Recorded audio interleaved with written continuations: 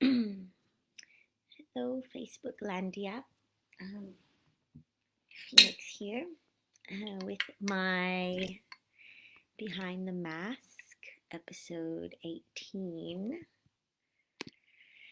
Today, so for those of you who are new here, this is my social experiment in showing up behind the mask, um, meaning like the willingness to show up open, vulnerable, unpolished, raw, which has been really teaching me a lot, really showing me a lot. So here I am with my 18th episode. So that means I've been doing this for 18 weeks because I've been showing up once a week to do this. And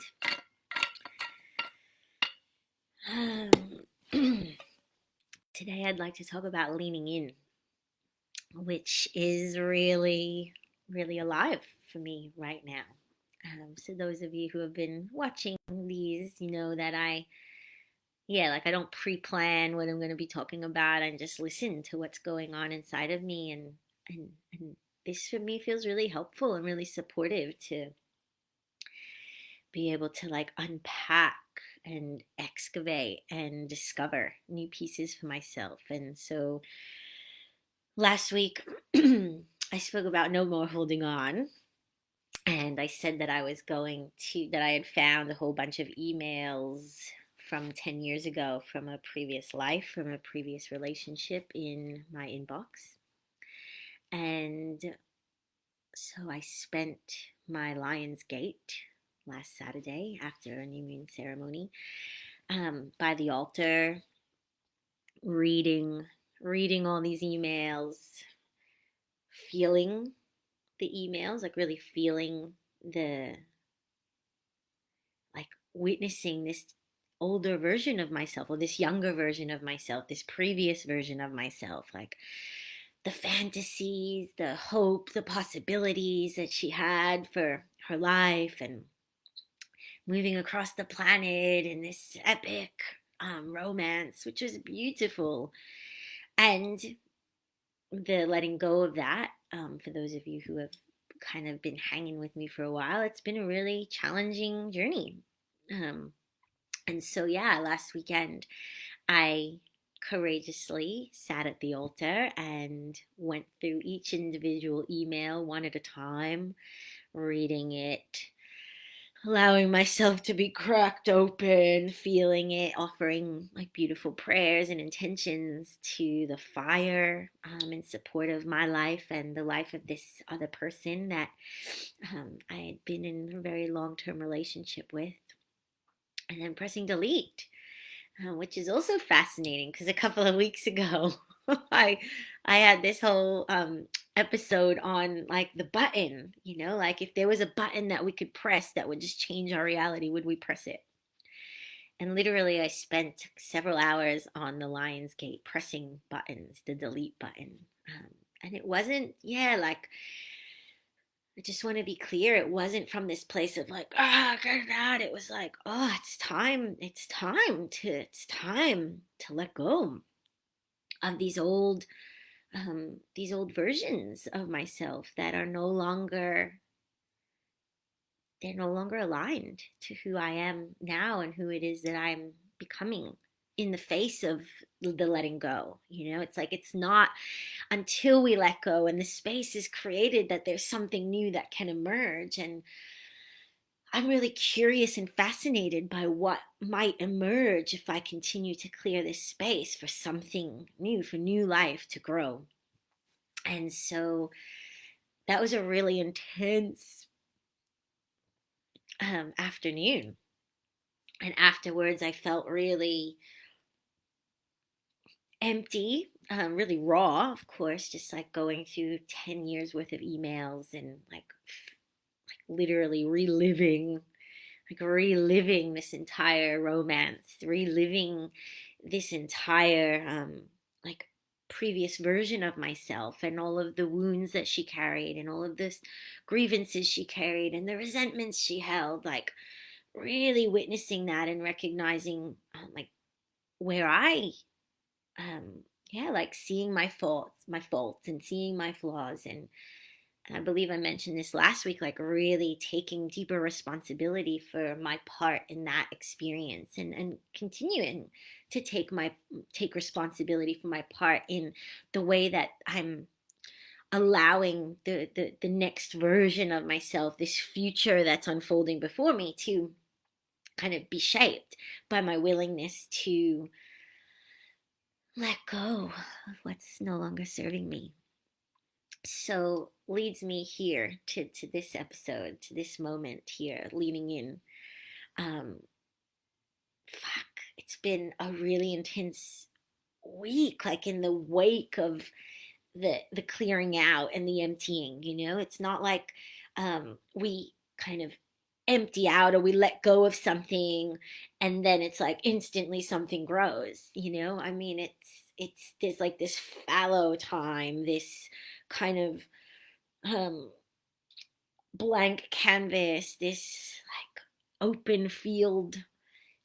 And I also know that the field that I'm kind of standing in right now is quite fertile based on my understanding of like what happens when we compost and we kind of till the old into the soil and allow that to be the fertilizer, the catalyst for new growth. And I know that letting go of these 10 years of emails and clearing up that digital um, signature of mine has is preparing the soil for something new, and I don't know what that is, and I'm freaking out, and I'm a bit terrified of it because I can feel this spaciousness, and where there wasn't spaciousness just a week ago, and it's not like throwing out like emptying out a closet or kind of decluttering a room that you can like see clearly. This is like internal decluttering, internal um shedding. And so I can't see with my eyes what it looks like in there, but I can feel with my beingness that there is some empty space. And I don't know about you, though emptiness sometimes can be really overwhelming for me. I've lived a life of really kind of filling the void, filling the void, filling the void, whether it's with like food or people or sex or conversations or buying shit, like filling the void, filling the emptiness. And yeah, this week I've been really sitting within this emptiness, and it's been really uncomfortable. Super, super uncomfortable to like, what have I done? What have I done by kind of deleting this past from my current reality? And there's excitement, and there's terror, and there's like this anxiety, or this like, oh, almost like this rumbling, it's internal rumbling that I feel. It's just like, whoa. And what I've actually been noticing is how, by kind of calling in all of those threads of my past and like literally reading every email and like kind of reigniting this knowing of who I was, and the programs, the patterns, the wounds, the triggers, the traumas that I carried then that I couldn't see. Yeah, I couldn't see them then when I was in them 10 years ago. I couldn't see them. But in like reading the emails, I was able to be like, oh, like really see more clearly who I was then, while simultaneously recognizing how far I've come since then. Though what's happening in this void space right now is I'm like seeing all of those old parts of myself, the places where I kind of still feel inadequate or still feel insecure or still feel unlovable or still feel unworthy. Like they're all, it's like they're not necessarily real, but it's kind of like an echo of them. One of my teachers, Gary Starnes, at some point many years ago during one of our sessions, he's like, yeah, like when we clear the space, so we kind of shed or surrender old versions of ourselves or old parts of ourselves, it's like they're not there anymore, but there's still like a hologram or an echo of them until that echo kind of dissolves. Yeah. And so currently I'm feeling all of these echoes of who I was. And they're just like, ooh, like kind of washing over me and like pointing, pointing their fingers in their direction. And so it's been really overwhelming. Um, and in the past I would have, again, like I said already, wanted to run away. And so what I want to talk about today is leaning in, staying with, because that feels like a whole nother level of meeting oneself, you know. And interestingly, I've got this beautiful friend that I've been sharing time with, and yeah, now that this space is being cleared, there's like all this energy that I'm feeling inside of me, and like having these conversations with him, and like it's really igniting like all of these kind of wounds in me. I don't want to call them wounds, but it's like showing me all these places that I couldn't even see not even a week ago. Like been hanging out with this brother for for a couple of months, and now that I've like cleared all this space, it's almost like there's enough space for me to see in this brother's reflection some pieces of myself that I didn't see, and especially in regards to like letting love in. It's one thing, these past couple of months and these past couple of years, I've really had to focus on like leaning into meeting myself and in all the ways that I maybe hadn't been met in the past by partners or by family or society, and like really leaning in to love myself and care for myself and show up and meet myself in the ways that I've always wanted to be met. Um, and and now in the mirror of this friend, of this brother, I'm like starting to see how as soon as I start feeling myself getting closer to somebody, there's this wall that comes up. And that wall is like has been like showing itself right now. And I notice how it's actually been keeping me from love, from being loved, from loving, from letting love in, from connecting more deeply with people intimately, whether that's romantically or platonically. It doesn't really matter, though. I've been really seeing that mirror quite clearly, and it's been freaking me out because I can see in the face of like the walls that I put up around love how it's actually based in like a past version of myself, like, oh, if I let myself love this person, I'm going to fall into these old patterns of relating. Or if I let myself love this person, I'm going to like fall into these old ways of attaching. If I let myself like open and love this person, they're going to break my fucking heart. And how scary is it to have our hearts broken? How scary is it to relive old versions of ourselves that clearly didn't work in the past, and so I can see right now there's this part of me that's like, oh, maybe I'll just stop being this person's friend, and I'll run away. It's just so easy. And how often in the past run have I run from love, and have I run from intimacy with another? Have I run from intimacy with myself because I didn't trust my capacity to meet the shadow that I was facing, or I didn't have the tools to hold myself in the unknown of like witnessing these deeper parts of self. And now um I do have the courage, and now I do have the tools, and I find myself now in the face of this mirror and the face, like facing these, like, wow, been sitting here for years, like, oh, there's nobody there that can meet me, but it's like I've been the one that hasn't been meeting me.